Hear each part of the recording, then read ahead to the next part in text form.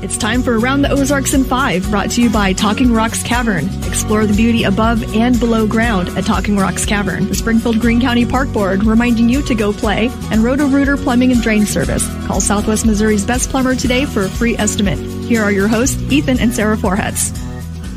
Well, again, good morning. It is not Ethan or Sarah. They are out, but it is Diana. And I'm filling in with special guest Joy Robertson. Woo-woo! Hello. Good to see you again. We're so glad you're here, and thank you for being my guest co-host and filling in. So let's go ahead and get to some news. We have some kind of sad news to kick us off. Multiple local businesses have announced closures.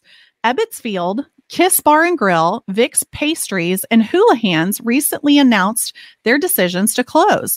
Kiss Bar and Grill, Vic's Pastries, and Hula Hands officially closed, while Ebbetsfield closes officially on Sunday, January 7th. You can learn more about this at aroundtheozarks.com. We have more stories and information on what the owner said. But Hula Hands actually stated, "We've regretfully decided to close the East Republic Road location effective immediately. And we're incredibly grateful to our team members and guests. And it's been a pleasure to serve South Springfield for over 12 years, which is crazy." And they say that the North location is still going to remain open. So if you have gift cards or you want to go get your fish tacos there or whatever other favorite foods you had at Hula Hands, you can get there. And they say they're still currently exploring several options for that location. Their plans are not yet finalized. What a bummer, Joy. I just heard a little while ago about Hula Hands. I am shocked. I'm a huge Hula Hands person. My whole family and I were in there on Sunday. They do this all-day happy hour on Sunday where they have kind of smaller plates. So it's like happy hour for food. And you can get a little of this, a little of that, the little ahi tuna and the little lettuce wraps and all of my favorite things. We go in there all the time on Sundays. And we're Northsiders, you know. So please don't mess with my Northside Hula Hands, okay? Hands off the Hula Hands, please. So, Joy, was there any inkling that you felt like they were going to close? No, it's not the same ownership. I wish I knew the answer to this. I just don't know. I'm just not sure. Yeah, I think it's run by the O'Reillys, but that's what I would think. Hospitality management. I am astounded at that because I know that the Southside one has a really great patio. Yeah, a lot of people are big fans of. You know, I'm sick to see it, but I just hope they don't mess with the North Side one. I just love it. So that is unfortunate. And Ebbetsfield, I was shocked. I know. Yeah. I was so sad about that too. But so it goes. All right. Well, on to this. Missouri's Department of Social Services plans to participate in a federal summer electronic benefit transfer program for children in 2024. So it looks like this is a summer plan. The Missouri Department of Social Services submitted a notice to the U.S. Department of Agriculture's Division of Food and Nutrition Services of this decision. It says that they must now create a plan for how the potential summer EBT program resources would be distributed. But that will determine if the summer EBT program will be provided in Missouri. If it's accepted, Missouri students who are eligible for the free and reduced lunch during school and the school year will be eligible for summer EBT, meaning that the program would provide $40 in food benefits on an EBT card each month for eligible kids on summer break, which I think is really great. I mean, and very necessary for a lot of people. So interesting story. Yeah. Okay, I've got a couple for you. Okay. We're going to start with some news with White River Valley Electric Cooperative, okay? Recently donated $75,000 to teachers at 24 local schools. Now, the schools are located in Christian, Douglas, Ozarks, Stone, and Taney counties. This donation was made possible by Power Up, White River Valley Electric Cooperative, Inc. annual educational grant program. Okay, so according to the news release, the Power Up educational grants are funded through Operation Roundup, the Trust's primary funding source for community-centric aid. Now, funds come from cooperative members who allowed their bills to be rounded up, of course, to the next dollar. Over $5.3 million has been contributed to the community since Operation Roundup's inception in 1992. So that's a very generous donation. And, you know, teachers are so deserving of that and more. We don't give our teachers near enough love. Absolutely. Yeah. They serve more than they get. Agreed. They absolutely do. All right. Now I got to get this up for you. Okay. What? Mattress recycling fees at the City of Springfield's recycling drop-off site has increased. So it was $15 before $20 per mattress. So that's a change in the price here. The City of Springfield Environmental Services reported the increase is due to rising operational costs associated with providing this service to people. Now, the mattress recycling program is currently available through a contract between the City of Springfield and the Victory Mission. So if you're going to take a mattress, beginning of the year, you may have decided it's time for a new mattress. You're going to take your old one out there. You need $20 instead of $15. So just be aware of that. Note to self. I think part of the bigger challenge is how to get your mattress there to like donate it in the first place. Please don't leave it in your yard or your neighbor's yard. Dump it. Don't dump it. You know, you see people who do that. They're just throw it out in the back of the truck or whatever, and you're like, look, come on now. Now you've made it somebody else's problem. So don't do that. Exactly. You if you can get a new mattress, you can cough up $20 to do something proper with the old one. Call a friend with a pickup truck. They'll come help you. There you go. There you go. There's tons of them in the Ozarks. Oh, yes, there are. Well, speaking of some country stuff in the Ozarks, the grand opening date for the Wilson Logistics Arena and Youth Ag Facility at the Ozark Empire Fairgrounds and Event Center has been announced. Drum roll. The grand opening is scheduled for next week, Thursday, Really? Yeah, January 11th. The Ozark Empire Fairgrounds is hosting a Wilson Logistics Arena grand opening party. That's a ticketed Russell Dickerson concert. So tickets are available for purchase at ozarkempirefair.com. So you can go online for more details there. But there's lots of other upcoming events. I know we've needed another kind of event space that can have concerts, but they're going to have basketball tournaments, wrestling tournaments, and the new arena football team, Ozark Lunkers, I believe, are going to be playing there. So I can't wait to see inside that. You know, like I said, I'm a North Sider, so I drive by there all the time. And I'm just itching to get in there and see that. Good information, Diana. Thank you. I'm excited. Well, I try. You did great. Speaking of cool stuff, congrats to the University of Missouri football team who are who are the 2023 Cotton Bowl Classic champions. This was Missouri's first New Year's Six game during the 4-team college football playoff era. Thanks to Mizzou football for putting Missouri back on the map. Thank you very much. The Tigers are going to be opening their 2024 season on August 31st. Did I see the game? Did I see any of this? No. You did? No. Oh my gosh, yes, of course I did. I went to J school at Mizzou, and we have a daughter there now who's got one semester left before she graduates. So she's all about it. She's in class with some of the folks there on the field, and she just, you know, it was even more fun watching it with her involvement. Oh, you know? I love that. Yeah. That's awesome. I was super excited. Coach Drakewitz is so cool, and just what a success story. I was delighted. Hey, speaking of success stories, another big congratulations to Taylor Swift's football team, the Kansas City Chiefs. Okay, I'm sorry. I'm pulling for them. I'm pulling for them. I'm just saying. Okay, congrats to the Chiefs. Recently won the AFC West title. Delighted.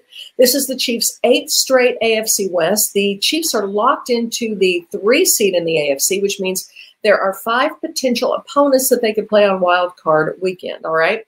The Super Wild Card Weekend is Saturday, January 13th through Monday the 15th. So let's go Chiefs. And I know a lot of people are saying, you know who is a distraction. You know what?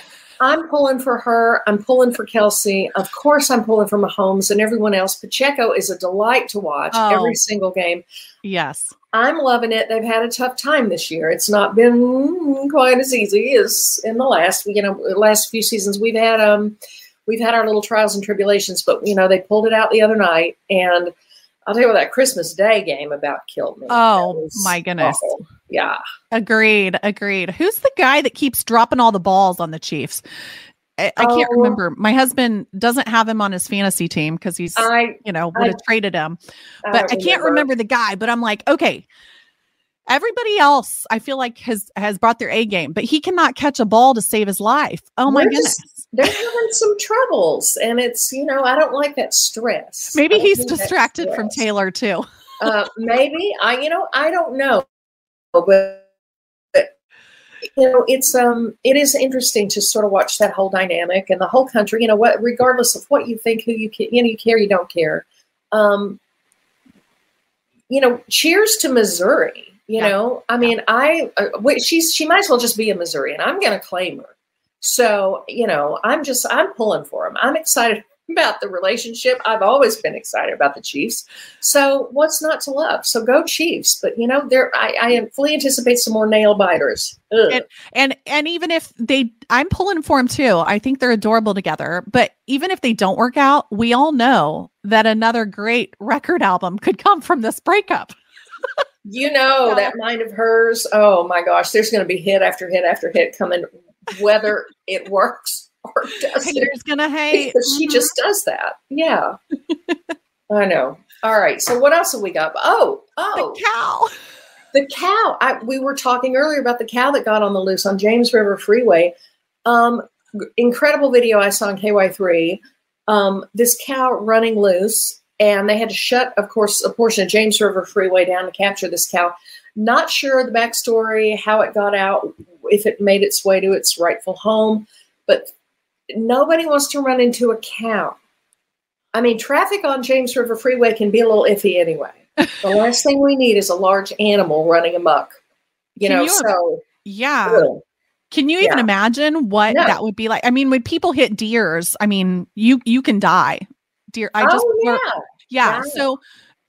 that would be some mad cow situation happening. And really dangerous. That would be bad, but they got them rounded up, I guess. Well, it's a strange story, only in the Ozarks, But in the newsroom days, I would hear every now and again on the scanner, cow loose on road, blah, blah, blah. And I think, where else does this happen? Probably all over the country, but a lot here. Yeah. But it gets mentioned on the scanners. I love it. It did. Well, Joy, thank you so much for joining us today. Thank you. We love it. We love it that you guys have listened to us. So thank you. Keep tuning in this week. And we wish you a wonderful, happy Wednesday. So have a great day, y'all. Thanks again, Joy. Thank you, Diana. Bye. Bye-bye. It's time for Around the Ozarks Wake Up Weather, sponsored by Scooters Coffee. Here's your host, meteorologist Abby Dyer. Good morning and welcome to your Wednesday, January 3rd, 2024. That still sounds weird. It's a little bit hard to make that roll off the tongue, but somehow here we are in 2024 and things in the new year here in the Ozarks are off to a pretty normal start. We've got temperatures that are cold, but it's January in Missouri. And we have temperatures that are starting off in the 20s. So cold as expected, mid-20s out there early this morning. Almost everyone below the freezing point, and we will warm into the low and mid-40s today. Slightly cooler than yesterday because of a frontal boundary pushing through. We won't really see a whole lot in the way of precipitation. However, what we do have this morning are some patchy areas of fog in the forecast. So if you're heading out the door right now, be cautious of that. There could be some areas where the fog is a little bit thicker and visibility could be reduced less than a half mile. So that's a headline for many of you. It's a foggy start for many folks across the Ozarks this morning. Best chance of seeing some of that fog and the low visibility is actually going to be up in our northern counties this morning, north of I-44. But it may be one of those scenarios where the visibility drops for a short period of time. It comes back up a little bit and then it reduces again, especially if you have a longer commute. So be cautious this morning. And because the temperature is so chilly in the mid-20s, there could be some areas of freezing fog. And that's the really tricky stuff that can cause some problems. You might see the railing on the deck get a little bit slick. Bridges and overpasses could have a bit of a problem with the freezing fog as those little droplets freeze on contact with anything. Again, I don't think it's a widespread problem for us this morning, isolated, but I want to at least mention the chance for some freezing fog because we don't want anybody getting any wrecks on the morning drive this morning. I think these conditions clear up for us pretty early in the day.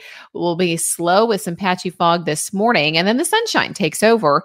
Temperatures warm above freezing. They get into the low 40s today, and I even think we'll see some late day sun. Clouds will be pretty locked in through mid-morning, and then around the lunch hour, we'll start to see that sunshine make appearances again.